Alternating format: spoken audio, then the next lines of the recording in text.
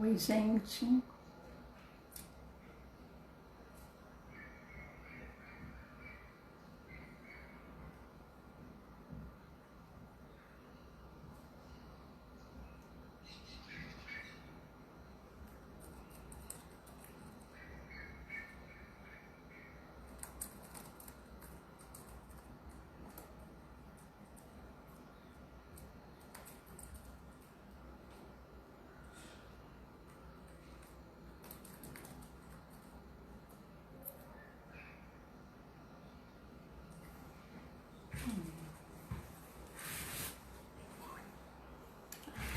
Pode, né? Deixa eu botar uma assim, ó.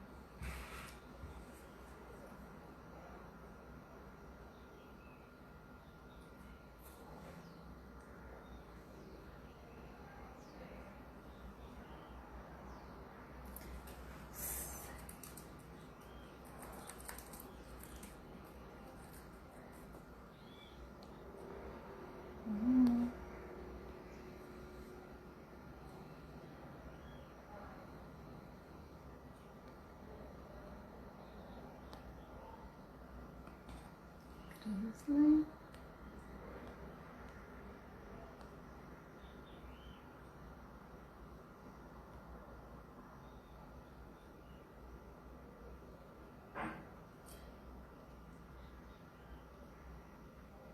Oi, gente. Boa tarde. Como é que vocês estão? Estamos aqui com meu querido companheiro, Crisley. Já estou chamando ele aqui. Boa tarde. Oi, Crisley.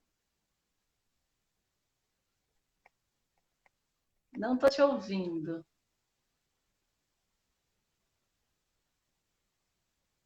Não sei se o problema é meu.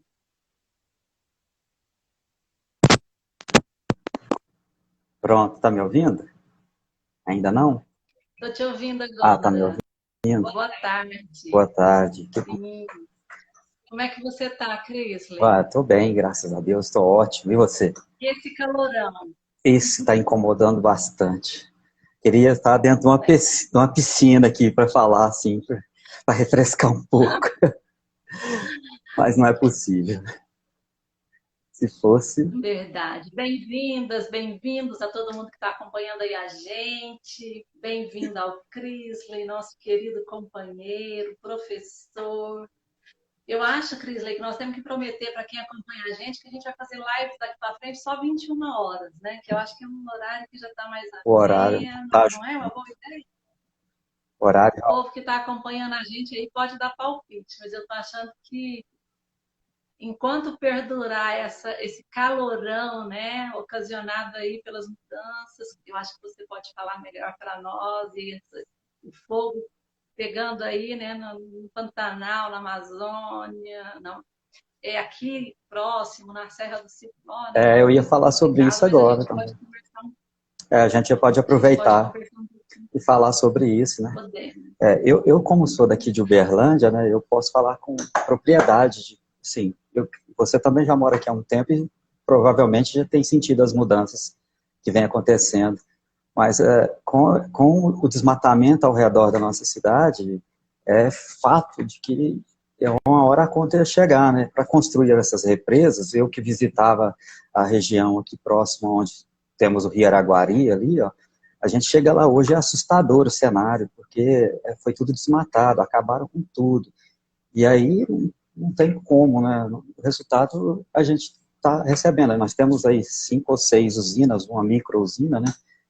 No entorno daqui de Uberlândia, e aí para a construção dessas usinas acabou desmatando tudo e, bom, o cenário é esse.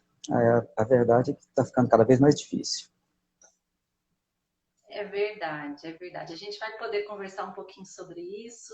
Eu quero agradecer você por esse espaço para a gente conversar.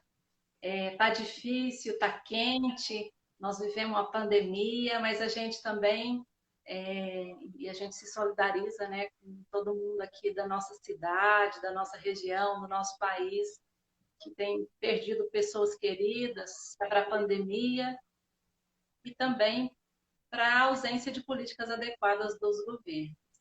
E apesar de tudo isso, a gente precisa plantar e regar outras propostas e outra política para que a gente possa construir um presente e um futuro melhor para todo mundo, para as maiorias, né? Porque hoje o mundo é bom para uma pequena parte. Então eu te agradeço, a gente fez aí uma provocação para esse nosso encontro, que está bonito, que está chegando a galera aí para compartilhar conosco esse tema tão importante, que tem tanto a ver com a nossa vida, com a minha vida, com a sua vida. Então, eu queria primeiro pedir para você contar um pouquinho para quem está chegando aí, que ainda não te conhece, você falar um pouquinho sobre você. Como é que você chegou nesse momento aí da sua vida, que se cruza aí com uma vida mais coletiva, você, como eu, candidato a vereador pelo pessoal Uberlândia, pelo... Você é uma semente de quê, Isley? E você veio de onde, essa semente?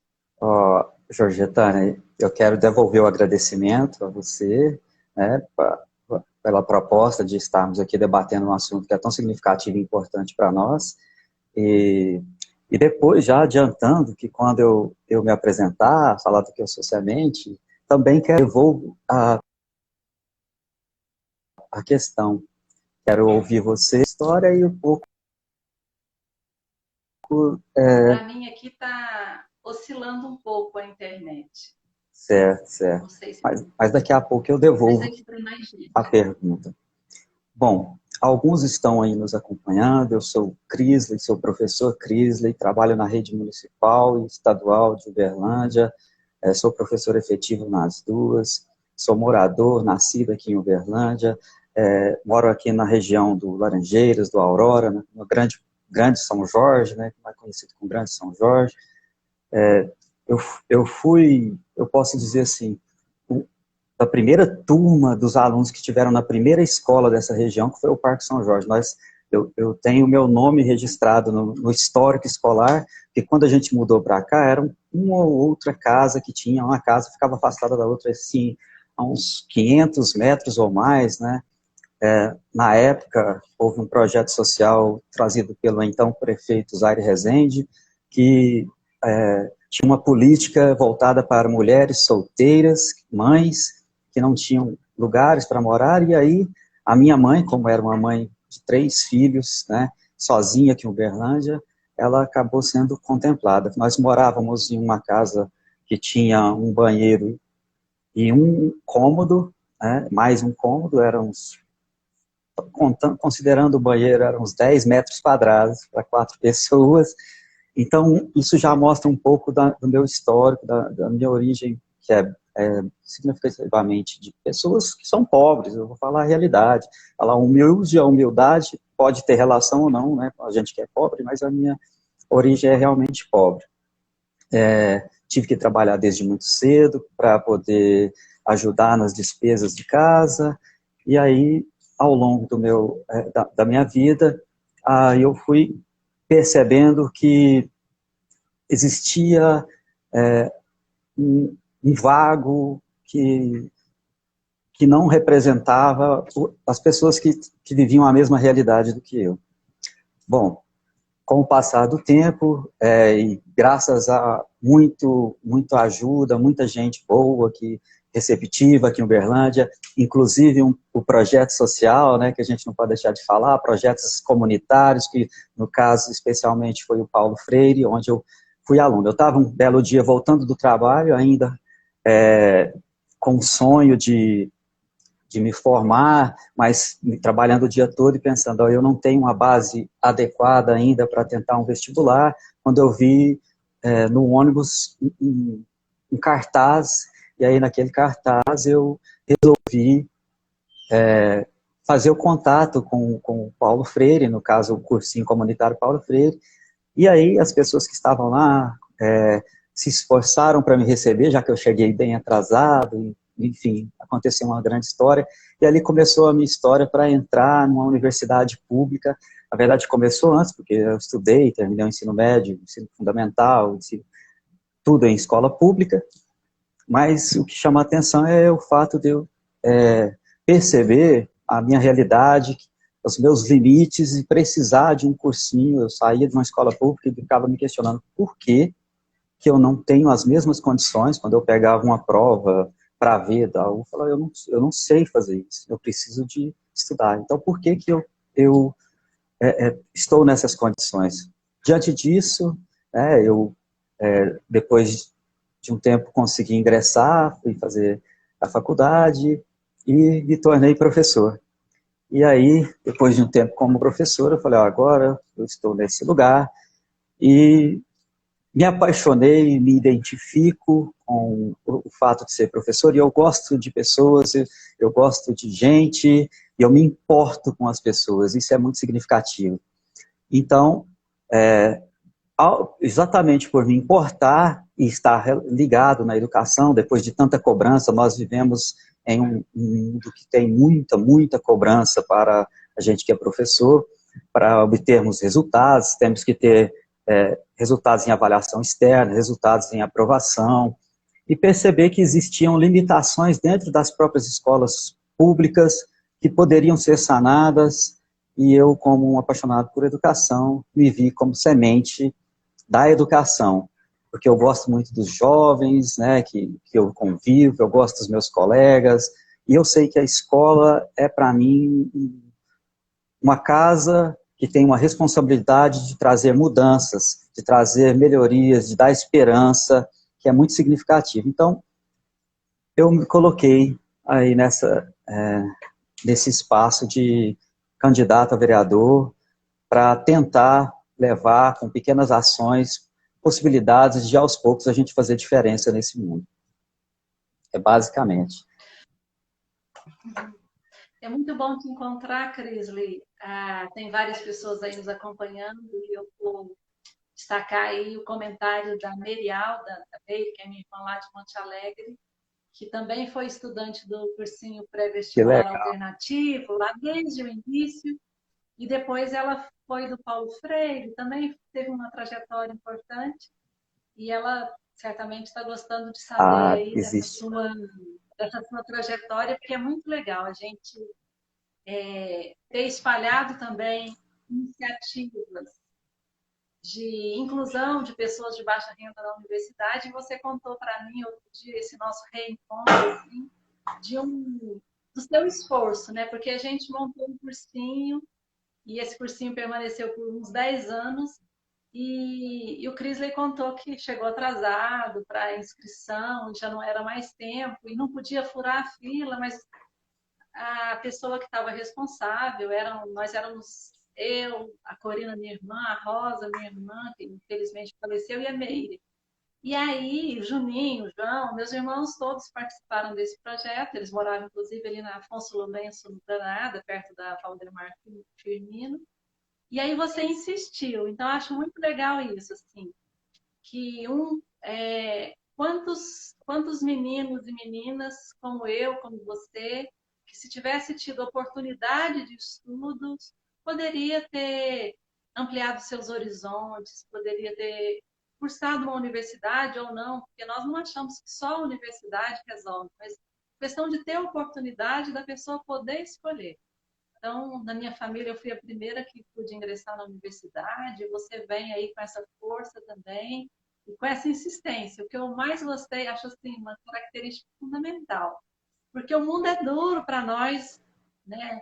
Para as pessoas pobres, negras, periféricas, e, e é muita porta que se fecha para nós, né? Mas a gente também precisa, por um lado, construir mais oportunidades, né? Então a gente precisa de políticas públicas para que todos os meninos e as meninas desse país possam, e as pessoas que não são mais crianças também, que já estão noutra faixa etária, possam escolher o que querem fazer e ter essas oportunidades. Então, com isso, a gente pode entrar ainda mais a partir da sua trajetória, da minha, assim, de pessoas de famílias de origem pobre, com ainda pouca formação acadêmica, né, na família, e a gente, por meio do ingresso na universidade, e também por meio das alianças e das oportunidades, algumas até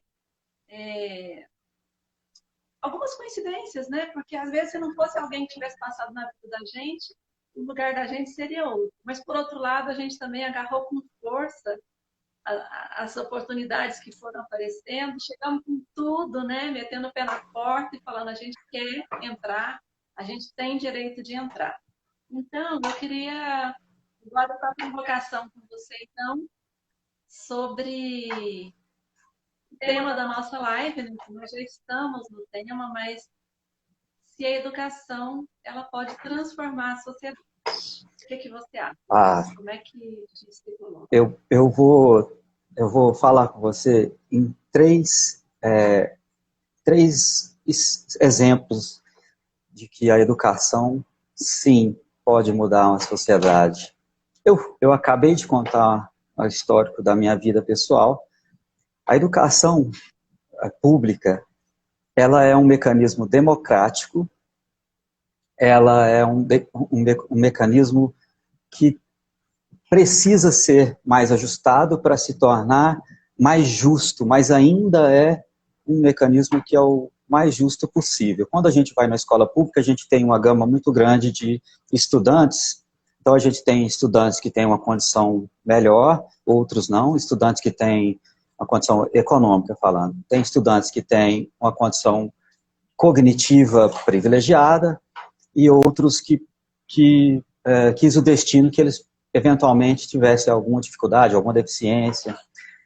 Nós temos alunos de todas as etnias, idades, né? Enfim. E a educação pública, ela recebe todos. E aquilo que é colocado para um é colocado para o outro, dentro de uma mesma escola, dentro de uma sala de aula. A gente pega uma sala com 30, 40 estudantes, que é a média que nós temos aí, de estudantes na rede pública municipal e estadual aqui de Uberlândia, entre 30 e 40 alunos. Nós encontramos todo esse grupo, as várias etnias, as várias idades, muitas vezes, né? Nós temos aí os diferentes segmentos, né? Educação de jovens e adultos, fundamental, infantil, por aí vai. Então, ela recebe esse povo todo e não pode e nem deve tratar de forma excludente. E aí é um mecanismo que, teoricamente, como eu disse, ele dá a condição de uma forma mais democrática. Então, eu trazendo a título de exemplo, por que eu penso a educação? Pela minha história, eu acabei de contar, eu tive uma mudança na minha vida, no meu cenário, a partir do momento que eu consegui ingressar na universidade pública, passar nos concursos públicos. Eu costumo contar as minhas histórias, que eu passei em outros concursos públicos, de outros segmentos. Eu passei em 3 concursos até uma determinada etapa e acabei desistindo para policial. Assim, não desmereço nem nada, mas eu percebi que não era a minha praia. Então, eu falei, eu vou seguindo o rumo que eu devo seguir, eu vou me identificar. Mas, enfim, a história de superação, de muita luta, eu estava ouvindo você falar e eu começo a lacrimejar os olhos para lembrar das coisas das quais eu passei, como, por exemplo, é difícil falar, mas a minha mãe, quando eu falei para ela, mamãe, não tem vaga para mim no cursinho, eu queria muito estudar.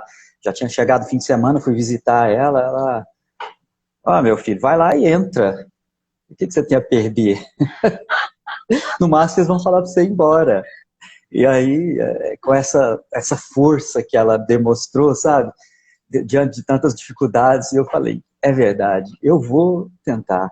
E eu aprendi a lutar e a ter essa força, e corri atrás, e muita gente dizia que não ia dar certo, que não ia conseguir, e tem muita gente que pensa também que quando a gente, você vai tentar ser um vereador na cidade como Uberlândia, que tem um segmento que costumeiramente toma o poder, e eles dizem as mesmas coisas, mas eu aprendi a lutar e a não desistir, e consegui. Há um outro exemplo que eu trago, vou pegar aqui um exemplo internacional, a Coreia do Sul. A Coreia do Sul é um país que tem 100% de pessoas alfabetizadas. Então, a gente chega lá, a Coreia do Sul está em um crescimento significativo, está melhorando a vida da população significativamente. E o que eles fizeram para melhorar a vida do conjunto das pessoas? investimento em educação. Essa é a resposta. E um terceiro exemplo, dentro do nosso Brasil, se nós pegarmos um segmento regional, dividimos aí nas regiões do IBGE, bom, onde nós temos melhores resultados em educação, nós temos melhor IDH, e o IDH, mesmo com as injustiças aí medindo de alguns segmentos, a gente vê melhorias na condição de vida da população. Então, a educação, ao meu ver, ela tem inúmeros exemplos de que ela é capaz de transformar a vida das pessoas e, consequentemente, como eu li um comentário de um colega nosso que fez essa provocação trazendo as palavras do Paulo Freire, ela muda as pessoas e as pessoas mudam o mundo. Então, esse cenário, a educação é capaz. E qual é a sua visão, Georgetânia, em relação à importância da educação, como ela pode trazer transformações na vida das pessoas, enfim, conta para nós. Obrigada, Cris, muito bom essa nossa conversa. Essa semana a gente reuniu para gravar, né, nossos vídeos aí para a campanha, e aí o pessoal pediu para a gente simular uma conversa e a gente não queria parar, porque para nós não tinha nem jeito, né, de parecer que nós estávamos falando sobre educação, porque para a gente, de fato, falar sobre educação é um prazer e é uma coisa que a gente acredita muito, né? Então, estou muito feliz por sermos semente juntas de educação, porque a gente, como Paulo Freire nos ensinou, né? Inclusive que éramos do cursinho Paulo Freire, né? E não podíamos deixar de honrar esse legado. Ele vai dizer que a educação sozinha não muda as coisas, né? Mas sem educação não tem jeito de mudar. Então eu fico pensando assim, que educar é um processo de preparar para a vida, né? Preparar para a vida em sociedade, receber as novas gerações. E a gente precisa pensar como é que nós estamos recebendo, né? Eu fiquei muito feliz, assim, emocionada de que essa parte da sua mãe você ainda não tinha me contado. Muito interessante. Sua mãe é viva, Cris? Sim, é viva e ela é um exemplo de uma pessoa que luta muito. Minha mãe já venceu um tumor do tamanho de uma laranja na cabeça, já venceu o câncer o ano passado, câncer mesmo, não aquele tumor benigno, maligno, popularmente a gente fala, que eu acompanhei ela no tratamento e muitas outras histórias de superação. É viva, ela é uma guerreira. Qual é o nome dela, Cris? É Doracina, mas ela não gosta que chama Doracina, não, é só Dora. Então, quero mandar um beijo para a Dora. Depois, se eu não tiver assistido, você fala com ela que eu mandei esse beijo, que eu, assim, estou admirando muito essa força dela e o que ela conseguiu, porque o que a gente consegue, né, vindo de onde nós viemos, é também porque mulheres fortes, como a minha mãe também, vou contar um pouquinho sobre ela, elas abriram esse caminho para nós, né? Só essas palavras que ela te falou, no momento que você estava triste, de dizer que você era para você ir, que você já tinha recebido ou não, mas você poderia batalhar e conseguiu sim, ela te deu força, né? Então, eu fico feliz, assim, porque eu estava falando assim que educação como um processo de preparar para a vida, e como é que nós estamos preparando, né? Nós viemos de situações muito difíceis, assim, em termos de pobreza, mas estava colocado um processo que a gente acreditava que se a gente trabalhasse, se a gente estudasse, a gente teria algumas oportunidades na vida.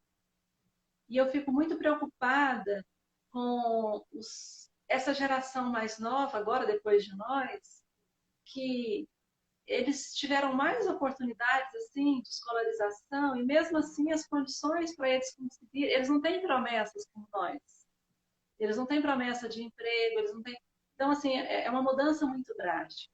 É. Mas então a educação não muda sozinha, mas a educação é um caminho que a gente sabe que se eu for ofertado em condições boas, ela vai abrindo muitas possibilidades, possibilidades profissionais, mas não só. Eu lembro muito do cursinho que a gente pensava assim, às vezes as pessoas não passavam no vestibular ainda, ou demorava anos para passar. Quem quiser passar no vestibular, todo mundo nasceu gente, é inteligente e pode aprender. Se você teve as ótimas oportunidades, talvez você vá mais rápido. Se você trabalha e estuda, talvez você vá mais devagar. Mas todo mundo pode ir. Todo mundo pode ir. E o que eu fico pensando é como é que nós estamos preparando agora, por exemplo, para nesse momento. Como é que nós estamos preparando as novas gerações? Até participei de uma outra live essa semana e a gente pensava um pouco sobre isso, assim. Qual que seria o papel da educação nesse momento que nós estamos vivendo, né? Nós estamos no meio de uma pandemia, mais de, assim, cento e tantas mil pessoas, né? Quase 150 mil pessoas mortas. Como é que nós estamos preparando essas crianças, esses jovens, esses adultos para viver nessa sociedade nesse momento? E também como é que a educação pode ajudar a gente a transformar essa sociedade? Porque as bases dessa sociedade machista, racista, dessa sociedade de classes, dessa sociedade preconceituosa em relação a pessoas LGBTQI+, preconceituosas com as pessoas com deficiência, são bases muito fortes. E nós precisamos construir, então, uma educação para a superação dessas desigualdades e dessas opressões. A gente sabe que a escola já faz muito e que os governos investem pouco. Então, eu queria que você falasse um pouco para nós sobre isso, sobre como é que tem sido a realidade nas escolas. Como é que você acha que poderíamos transformar a realidade das escolas, inclusive esse contexto aí da pandemia? O que você tem pensado sobre isso? Jorge, olha, eu, antes de me tornar efetivo, eu passei por várias e várias escolas quando eu estava como designado na rede estadual. E em todas elas o cenário era semelhante. E eu trabalhei em todas as regiões aqui de Uberlândia, norte, sul, leste, oeste e central. Todas as regiões eu trabalhei e aí o cenário não era diferente. Então, dentro da realidade de Uberlândia, dentro da realidade da escola municipal também na qual eu trabalho, é muito semelhante. Veja, nós temos um processo que eu considero muito injusto e segregador, efetivamente, no cenário das escolas, porque nós estamos em uma situação em que o que se objetiva é número. Veja nessa situação de pandemia, não há preocupação efetiva se os estudantes estão aprendendo o que deveria ser, se eles têm condições de ter recursos para poder estudar. O que nós estamos passando nessa pandemia escancara as diferenças de estudantes. Olha, eu tenho estudantes que acontece o seguinte, ó, a mãe tem uma mãe de 3 filhos e essa mãe trabalha e os 3 filhos ficam em casa. E quando ela chega do trabalho no fim do dia, é que ela vai dar o celular que ela tem, ela precisa na volta do dia, no seu trabalho, até para ter informações se acontecer alguma coisa dos seus filhos, para ela ter condição de fazer alguma coisa, para que eles possam estudar. Como ela vai, tendo um celular e tendo poucas condições, colocar os 3 para tentar fazer as atividades ainda sozinhos. É um cenário que é muito ruim, muito ruim. As atividades que são enviadas para as crianças, vou falar do Estado, não é diferente da prefeitura. Eles têm um aplicativo de celular, uma página de internet e as aulas de TV. Aí eles mandam as atividades para os alunos fazerem. Veja o quanto é grave isso. Eles colocam uma aula na TV, colocam outra coisa nas páginas de internet e as atividades que chegam nos aplicativos diferentes. Como que o aluno é desorganizado, sabe? Então, o aluno, mesmo que tenha condição de assimilar, assistindo uma aula na TV, quando ele tem condição, para depois fazer alguma coisa, aí chega na hora de fazer uma atividade, diferente do que está proposto na aula que ele assistiu. Então, esse cenário ele é de exclusão. E essa exclusão não é só nesse cenário, não. Isso acontece também na prefeitura.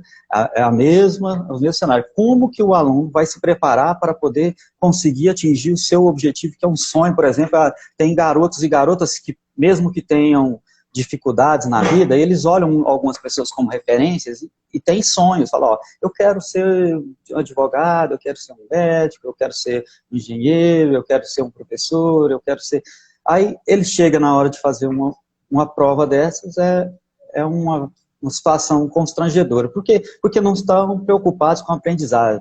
Eles estão preocupados com números. Eles enchem nós, que somos profissionais, com burocracias para a gente fazer, e não nos dão a menor condição para poder trabalhar. Nós estamos tendo, como professores da rede pública municipal, que dar um jeito por conta própria. Ó, você tem que ter equipamentos em casa, eles não fornecem, você tem que ter internet paga com o nosso dinheiro em casa, você tem que correr atrás de recursos para fazer por sua conta. Eles não prepararam, claro que ninguém estava preparado para um cenário desse na pandemia, mas veja, a partir do momento que você propôs fazer algo que é diferente, remoto, como eles estão qualificando, classificando aí, né, o ensino remoto, tem que dar um amparo mínimo.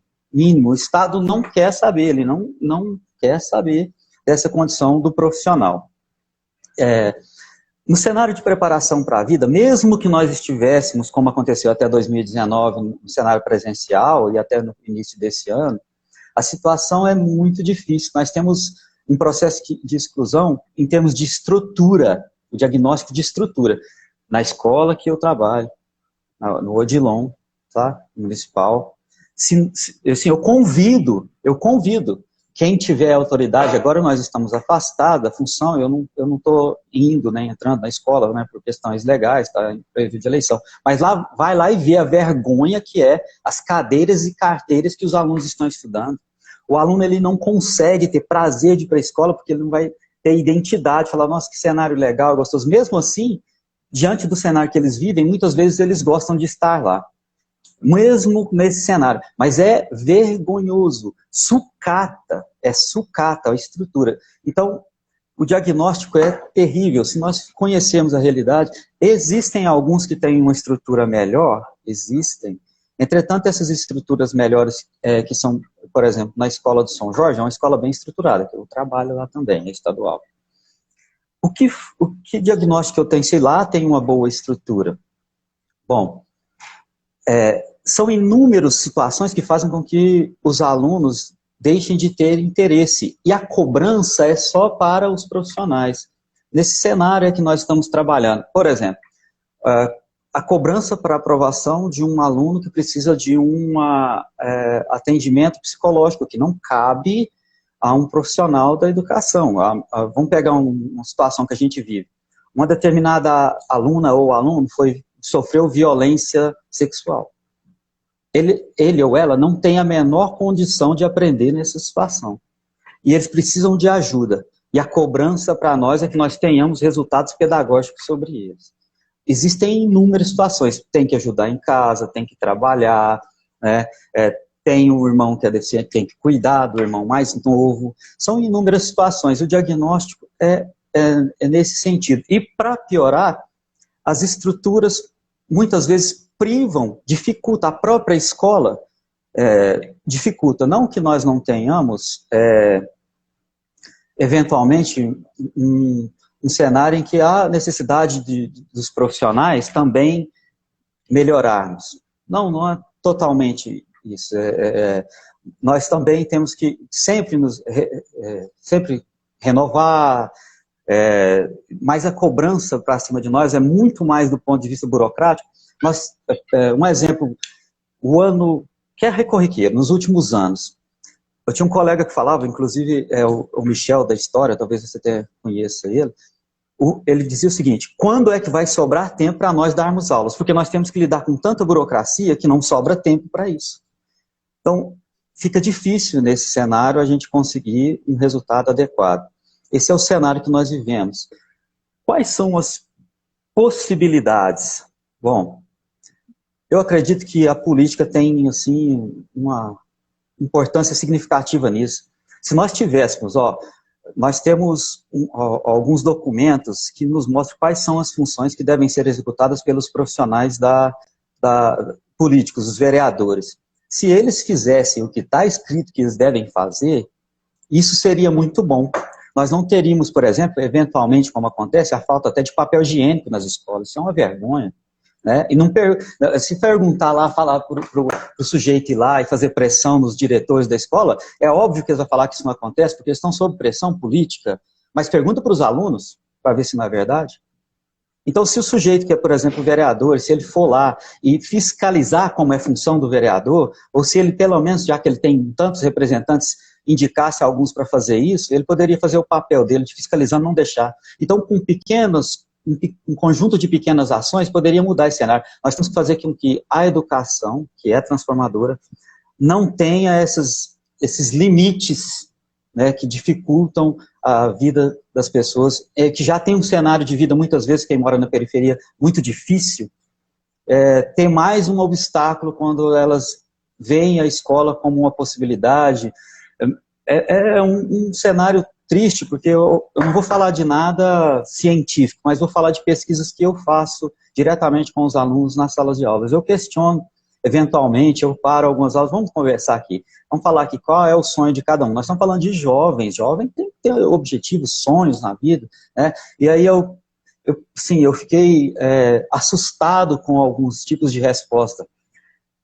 No cenário onde eu trabalho atualmente, as respostas, na maioria dos alunos, quando perguntava qual é o seu objetivo, qual é o seu sonho, a maioria das respostas eram, eu quero me casar. Elas não entendiam que um sonho de algo que elas poderiam conquistar, não do ponto de vista de uma relação pessoal, que não tem nada de errado a pessoa querer se casar na vida, enfim, mas só isso era o cenário para a maioria das pessoas.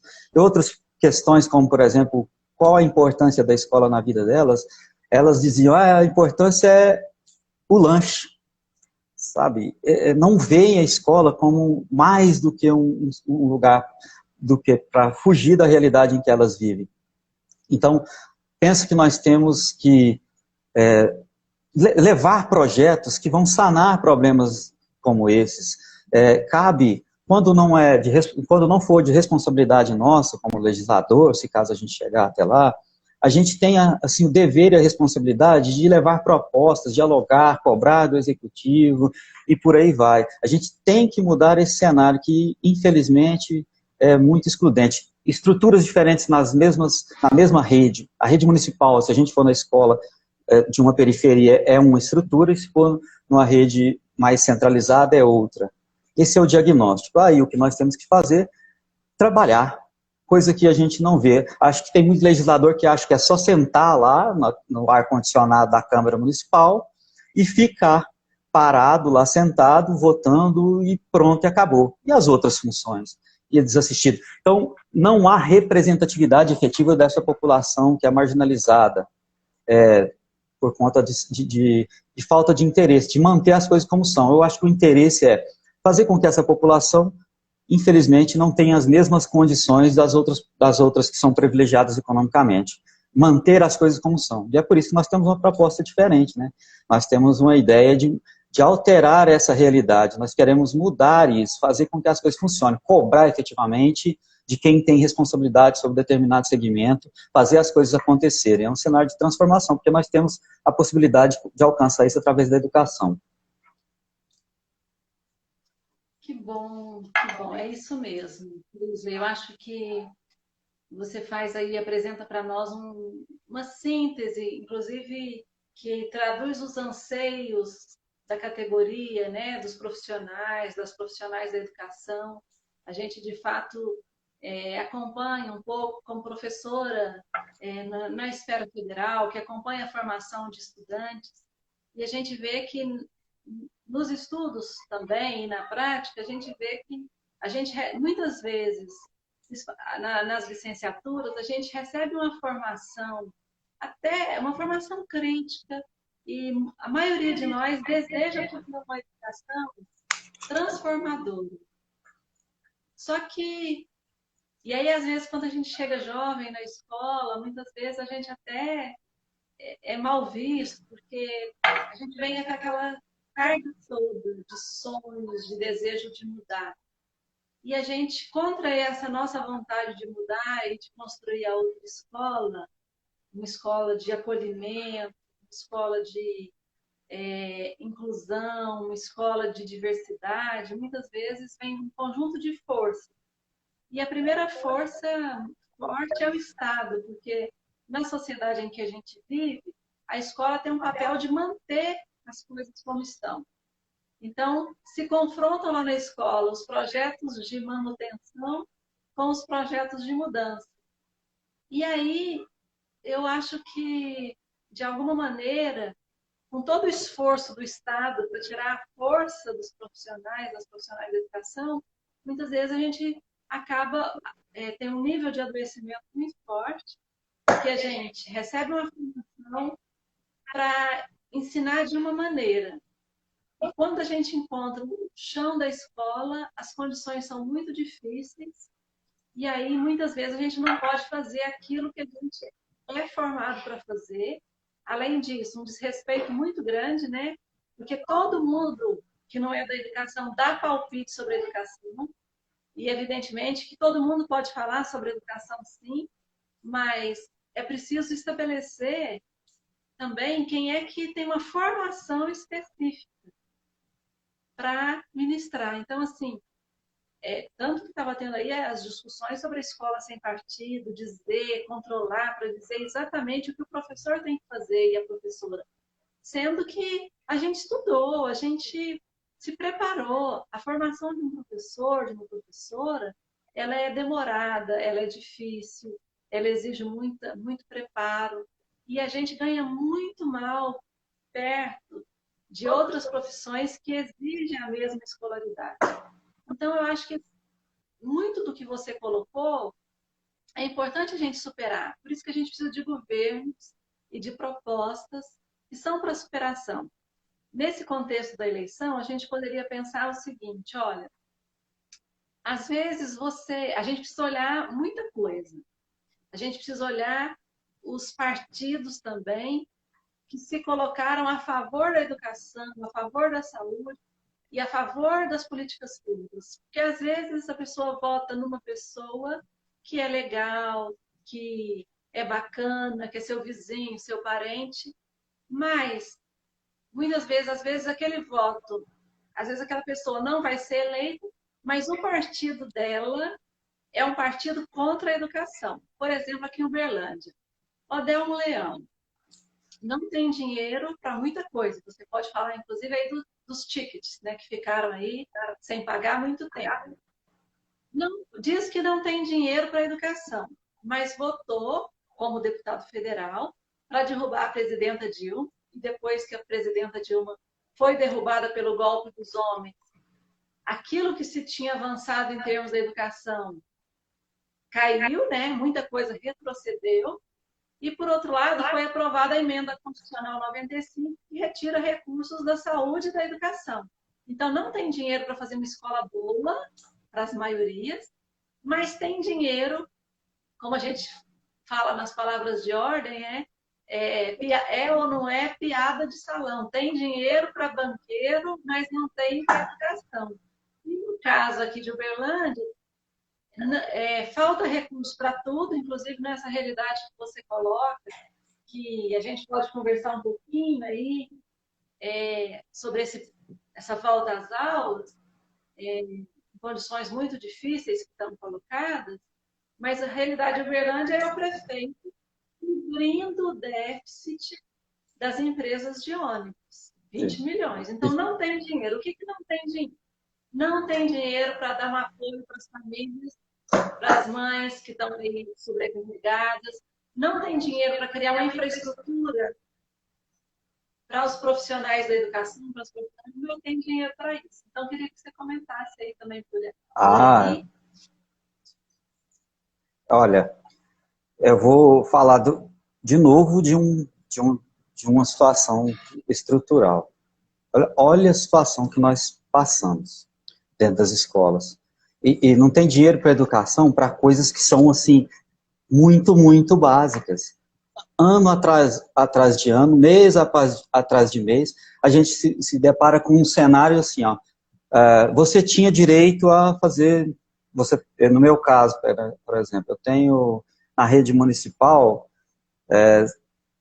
uns 150 alunos, aí eles fazem um cálculo lá, falam, ó, você tem direito aí a uns 450, 3 cópias por aluno por mês. Ora, por mês. Se eu for fazer uma avaliação, eu já gasto isso. Aí chega lá no mês após mês, ó, agora diminuiu, é só 2, porque não tem dinheiro para fazer uma cópia. Isso é uma vergonha. Eles querem que a gente faça trabalhos como feiras de ciências, motivem os alunos, criem. Aí, se você for visitar, a boa vontade dos alunos, eles têm interesse, eles acham que pode se fazer algo diferente e tal. Aí, quando você chega lá, infelizmente, meus colegas que estão aí podem corroborar com isso, podem confirmar essa informação. A gente, às vezes, não encontra cartolina. Cartolina. É um cenário desolador. Não tem. Olha lá, não tem. E a gente tem leis que a gente tem que respeitar. Você não pode pedir para o aluno. Não pode, está na lei. Ó, quem tem que fornecer são os governos. E aí, como que a gente faz? Isso falando de educação nesse cenário, né? Ainda assim. Fala que não tem dinheiro. Bom, quando é época de campanha, aparece dinheiro, né? Fala que não tem dinheiro, aí de repente tem uma dívida aí de R$600, que é da administração anterior, falando agora do prefeito, né? Da administração anterior, que era do Gilmar, entra e fala, não vou pagar, porque não é uma dívida minha, como se ele tivesse que tirar do dinheiro dele. Imagina se nós falássemos assim, ó, eu não vou pagar o IPTU porque é da gestão do Gilmar, então eu não vou pagar no Odel. Imagina o que vai acontecer. Não vou pagar mais minha energia porque é da gestão, né, de um outro governo, enfim. Vê se a gente tem essa possibilidade. Aí quando chega, exatamente na época de eleição, acontece de aparecer dinheiro para poder pagar uma parte desses vale alimentação, que é direito, que deveria ter sido pago já há muito tempo, literalmente tem mais do que 4 anos, porque foi antes da última eleição, quando a gente teve esse problema de não receber mais, né, por esses tickets, e só agora, em plena campanha, aparece dinheiro. Quando é de interesse, aparece dinheiro. Aí o exemplo que você trouxe é muito claro, muito claro. Empresas de ônibus, né? Eu estava vendo uma reportagem que falava sobre a CPI, é que esses problemas econômicos ditos pela empresa que, por conta da pandemia, elas trouxeram números que é anterior à pandemia. Pô, então, como assim? Eu tenho que ajudar ela com mais de 20 milhões de reais, porque o problema da pandemia, sendo que os números que ela trouxe é de antes da pandemia, enfim. É um descaso com quem não quer que haja alteração nesse processo educacional. É uma situação muito, muito embaraçosa. Não dá para argumentar. Alega que está em calamidade pública, né, e dá 20 milhões para uma empresa, está em calamidade econômica, então qual é a prioridade? É questão de prioridade. Eu costumo dizer que entre construir algumas coisas estruturais que se faz e outras, a gente pode ter escolhas. Ó. Eu moro aqui na região de São Jorge, todo mundo sabe, ali antes chamava-se Glória, né? Agora é Ellison, é isso, né? É Ellison, lá onde era o Glória. Ellison Pietro. Então, as pessoas precisam de infraestrutura. Por que já não fazem investimento, ao invés de fazerem viadutos muito bonitos e necessários, né, de recapear quase toda a cidade, não fazem moradia para essas pessoas, né? Organizem, ajudem, auxiliem. Então é uma questão de prioridade. Há um grupo que é representado, há um cenário que é vivido aqui em Uberlândia, e esse é o cenário que nós estamos. E nós, felizmente, né, temos uma outra proposta, temos uma possibilidade diferente desse cenário que está sendo apresentado. É um projeto coletivo que está aí já pronto, coisas que nós vamos defender, como, por exemplo, no cenário da educação, por que não se paga o salário básico do educador, né? Que é um direito? Nós vamos ter que entrar na justiça para tentar receber, aí vem com argumentos e mais argumentos de que não tem condição, de que não tem dinheiro, mas para fazer outras coisas, né, como injetar em empresas, sempre tem. E em época de campanha, de repente, aparece dinheiro. Isso é revoltante, essa é a palavra. É verdade, com certeza. Eu acho que é isso, assim, a Meire colocou aí, a Meire Alda, que demorou 4 anos para entrar na universidade, naquele assunto anterior que a gente estava falando sobre as possibilidades de todo mundo, né? Da gente acreditar, da gente batalhar, e mesmo nessas condições difíceis, como foi no seu caso também, a gente insistir, né? E a gente acreditar que é nosso direito. Acho que a gente tem que batalhar muito para exigir o nosso direito. E a Lili também, a Liliane está aí, nossa companheira, participando junto conosco, nossa querida candidata a co-prefeita nessa chapa, também uma educadora. O pessoal está com uma chapa muito bacana, de muitas educadoras, né? Tem a professora Ana Lúcia, o Crisley, o Léo Cruz, Léo Sertão, eu, você, acho que eu não esqueci ninguém não, né? E a professora Liliane. Então, aí temos uma bancada de educação muito bacana e a gente precisa realmente lutar muito pela valorização profissional e pela construção de uma outra escola, né? Possível, necessária. Nesse contexto de pandemia, a gente vem para afirmar aquilo que a gente já defendia antes. Como você falou, valorização profissional, o cumprimento do mínimo, o piso é o mínimo. Então a gente não precisaria nem ficar brigando por causa do piso. Mas eles colocam a gente para ir diminuindo nossa perspectiva, desvalorizando nossa profissão. E quando se a gente não se cuidar, ou como a gente falou, ou a gente adoece, ou em pouco tempo de carreira, a gente já está desejando muito a aposentadoria. E uma aposentadoria que vai se distanciando, porque com essas reformas, já tínhamos tido reformas antes, mas com as reformas aí do Temer, agora, e do Bolsonaro, a gente ficou em condições muito difíceis. Então, agora a gente está no meio de uma crise econômica muito grave, com a nossa moeda numa profunda desvalorização, uma crise ambiental sem precedentes, uma crise política que se arrasta, né, mas que se firma no toma lá da cá, e a pandemia. E aí os governos que não se preocupam com a vida. Então, Uberlândia, a gente tem visto Uberlândia entre as 10 cidades do país, na onda vermelha, no processo de aumento da contaminação, aumento do número de mortes, e o prefeito simulando que a situação não é grave, inclusive agora colocando o governo Zema a possibilidade de volta às aulas. E voltar às aulas em que condições, né? Porque, mais uma vez, assim como o ensino remoto, eles não pensaram nas condições para que a comunidade escolar, profissionais e estudantes e famílias pudessem realizar essa tarefa de forma exitosa, eles mandam a gente fazer coisas, mas que sabem que não serão possíveis. E a culpa vai ser de quem? Vai acabar responsabilizando os profissionais da educação. Então, isso traz um prejuízo. Se você é pressionado, se você é obrigado a fazer um trabalho, porque nós somos trabalhadores e trabalhadoras, mas a gente não tem as condições para realizá-lo de uma forma efetiva. Isso vai produzir na gente adoecimento, desânimo, tristeza. Então, é muito difícil. E para voltar às aulas agora também é a mesma coisa.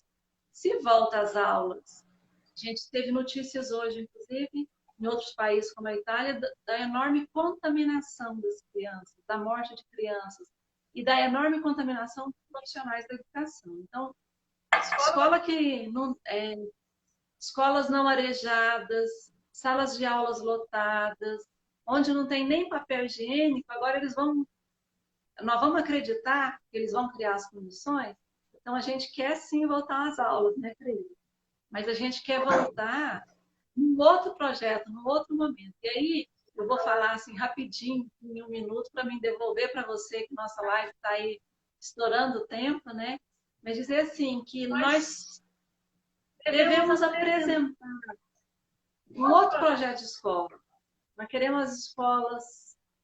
A crise da Covid-19 coloca o desafio da gente ter uma emergência educacional, como a gente teve uma emergência da cultura, que é, precisa construir muita escola, escolas em cada bairro, em cada localidade, escolas menores, escolas com uma arquitetura que permita o convívio, que sejam salas mais abertas, que tenham um menor número de estudantes por sala, e que os profissionais da educação sejam de fato valorizados, que possam pertencer, né, escolher ficar numa única escola para não ter que ficar.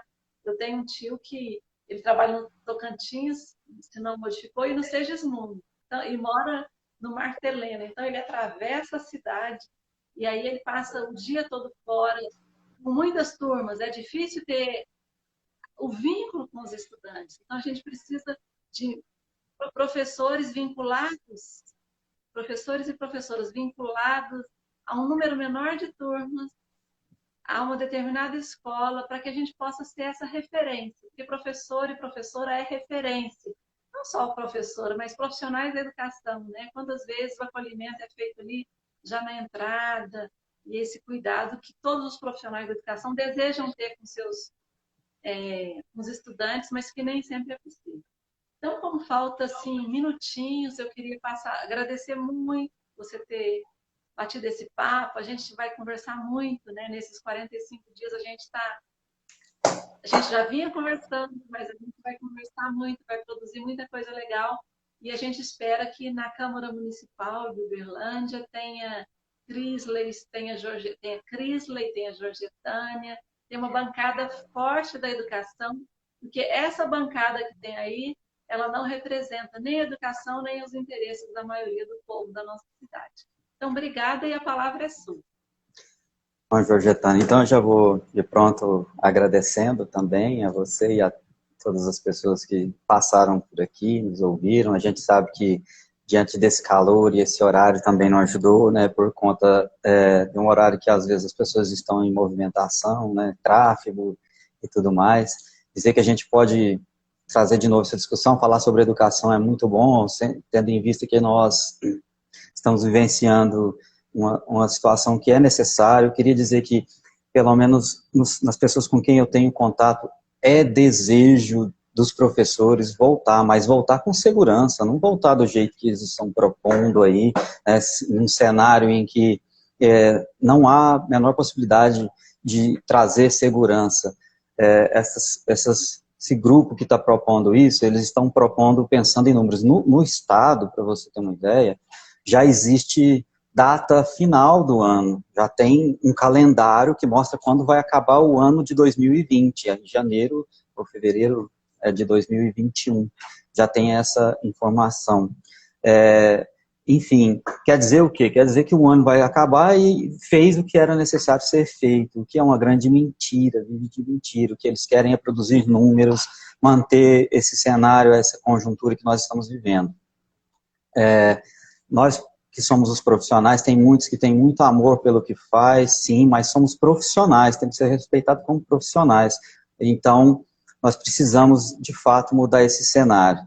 E dizer que nós temos aí, né, nossa cara aí no executivo, que é a Lili e o Wallace, né, agradecer por isso. Os nossos colegas, assim, formam uma bancada incrível. Aliás, somos representados não só pela educação, mas por outros segmentos, né, saúde, agroecologia, e muitos outros, né, que completa todo um ciclo, e nós todos, né, se Deus permitir, vamos chegar lá e vamos fazer uma diferença significativa, porque nós somos de um grupo de pessoas que se importam de verdade com as pessoas, e vamos tentar fazer como é a proposta dita pelo PSOL, né, governar para 99%.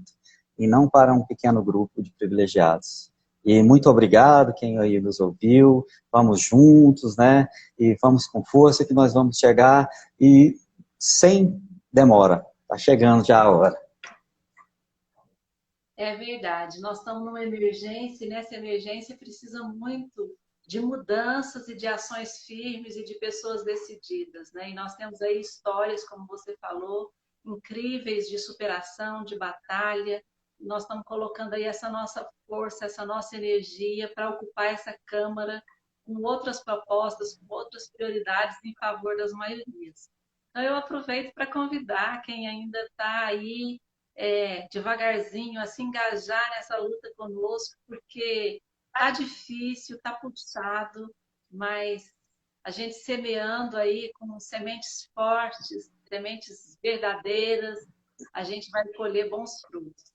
Eu agradeço muito quem acompanhou a gente vai propor novas atividades aí para debater educação e a gente conta com vocês para seguir espalhando essas sementes, né, de denúncia, de resistência, mas também de construção de um outro mundo possível e necessário, uma Uberlândia para as maiorias.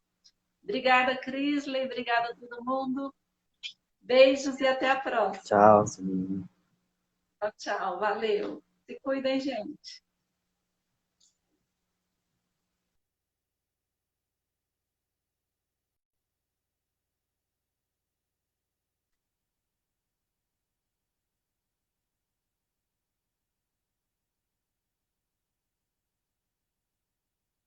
Se eu soubesse encerrar agora, ia ser ótimo.